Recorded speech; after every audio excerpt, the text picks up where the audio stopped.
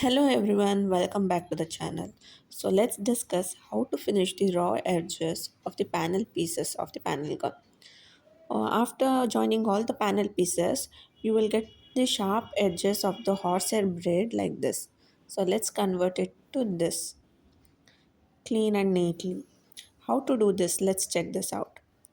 So I have taken a paper canvas of a width of 1 inch and length approximately how much you need for the gown, and attached it to the same color lining, leaving a 1/4 inch gap, and neatly stitched it to make a bias tape like this. So what we'll do is we'll just fold the tape and cover all the sharp edges. So let's see how it is done. I've just folded the tape, a strip of the canvas in half, and just covering the sharp edges and closing everything.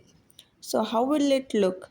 So just see, do it neatly so that it comes inside the stitch of the panels joining.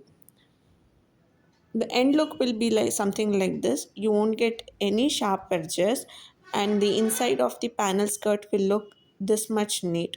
So the kid wearing the frock will feel very comfortable to wear this. Thank you.